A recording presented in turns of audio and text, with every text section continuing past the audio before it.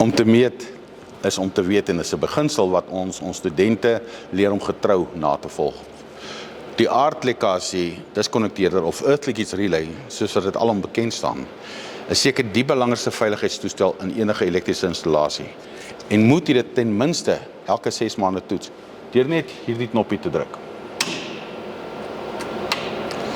Om te verseker dat hierdie toestel korrek funksioneer, laat 'n gekwalifiseerde elektriesien dit met 'n specialist instrument toets en die toetswaardes dokumenteer.